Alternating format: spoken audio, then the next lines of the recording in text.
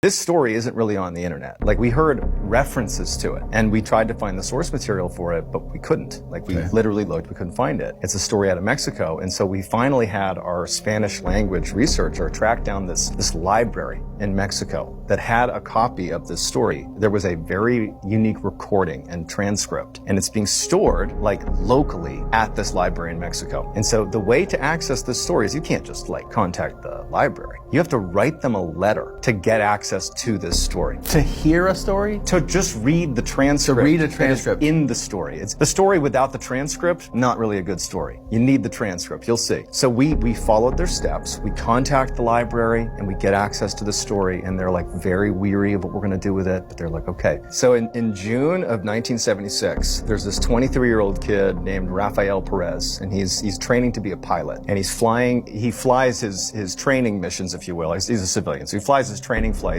out of this airport in Chimalacán, Mexico. It's about 3 hours inland from Acapulco. And this kid, he's flown many times, but always with another pilot. So he's learning how to fly a small plane, like a Cessna. And on this day in June, he's gonna fly on his own for the first time. The flight profile was very simple. You're gonna take off like you always have, fly in a loop, come back and land. Nothing more to it. You're basically demonstrating you can do it without panicking on your own. And keep in mind, in 1976, the controls, the instruments inside of the aircrafts were pretty rudimentary. Like, they didn't have GPS systems. It was sort of like you had like your compass and you had your altimeter, but honestly, a lot of flying was literally reckoning, like looking out the window and just seeing where you were, right? So he takes off at 9:15 a.m. It's June 23rd of 1976. He takes off. Right away, he notices that it's very foggy. Looking out the window, he's got limited access to reference points on the ground, so he really has not really a good sense of where he is. He's using his instruments and he's sort of guessing when he's supposed to make this turn, to bank around, to come in and land. But on his approach back to the airport, he's successfully done this flight. He can't quite find the airport. Like, he's struggling to see it. But at a certain point, based on his instruments, he realizes he's off course. He's lost. And so he tries calling in with a radio back to the control tower to be like, I'm lost. Like, I'm letting you know it's going to take me a minute. He doesn't really hear back from them. It's sort of garbled static. And then he realizes, oh, I need to fly back left. I need to go left. So he takes the yoke, the steering wheel, and he tries to bank the airplane left. But the airplane doesn't go left. It just continues flying level at 7,000 feet in a straight line. And he's thinking, okay, there's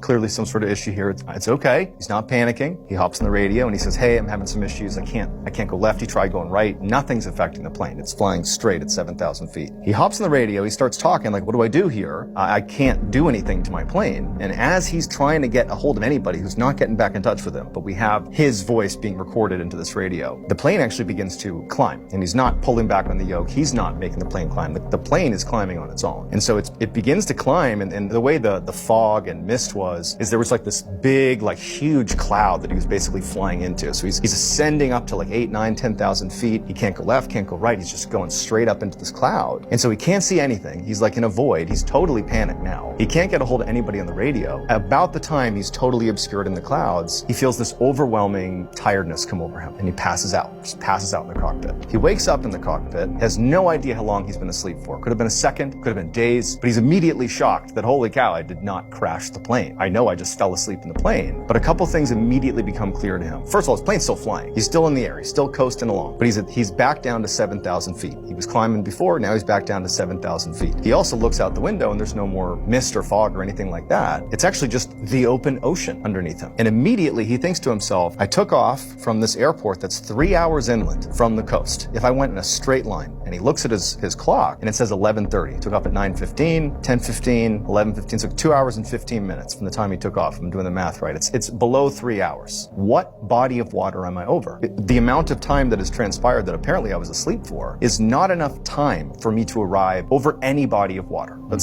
flashes through his mind. In addition to that, he looks at his gas gauge and it's at 3/4 tank. And he knew that not only is that way too high, but he wouldn't have had, even if he had 3 hours, he wouldn't have had enough gas to reach any water body. So wouldn't have had enough gas, but have 3/4 tank of gas. Also, again, how did I get here? I have no idea how I got here. Has no idea where where he is. And as he's like coming to like, what's happening here, somebody chimes in over the radio and goes, hey, are you there? And he grabs this radio and he's totally frantic. He's like, hey, I fell asleep in my plane. I don't know where I am. And there's a pause, and this is all recorded. There's a pause, and the guy on the other end, he introduces himself sort of cautiously. He's like, hey, this is Carlos. Are you alone in your airplane? Raphael is like, of course I'm alone. Like, where am I? What? I think I fell asleep. I don't know what's going on. And Carlos's reaction is just sort of, okay, well, listen, here's what we're going to do. You're just off the coast of Acapulco, and for the last hour, you've been flying out over the water. You just kind of showed up, right? And by the way, going back to the timeline, he arrived off the coast of Acapulco now an hour earlier. That was 10:30 in the morning, took off at 9:15. Takes 3 hours to get there. He apparently did it in about an hour and 15 minutes. So he's circling over the water, and Carlos is like, hey, just come into the airport where I am. I'm gonna get you in there. You're gonna land, and we'll talk to you then. And so Raphael is just happy to be alive at this point. He comes in, he lands at the airport in Acapulco, and as soon as he gets off, there's these people in suits that are there to meet him. And they immediately take him, they detain him, put him in like a black car. He's asking what's going on. Nobody knows, or they don't tell him, and they drive him to a hospital. And he's the whole time saying, I'm so sorry about the craft. Please tell like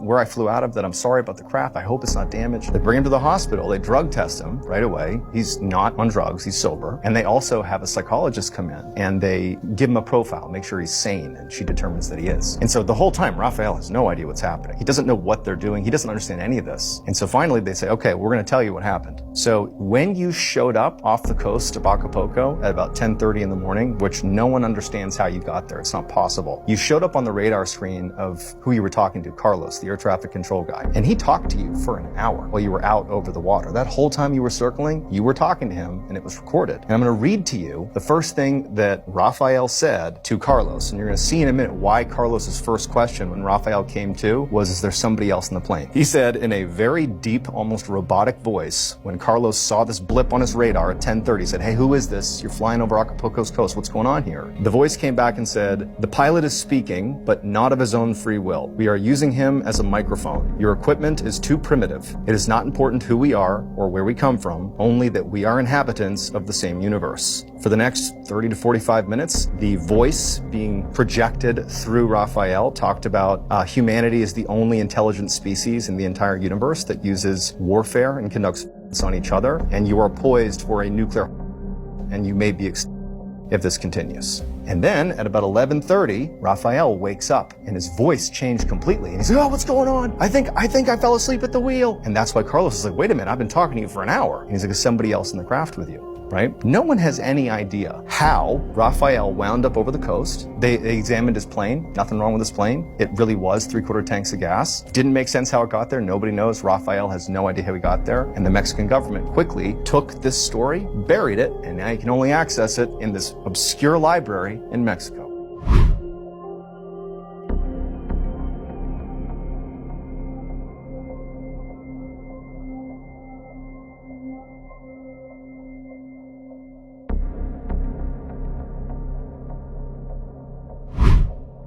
Por Estados Unidos, como hasta el este,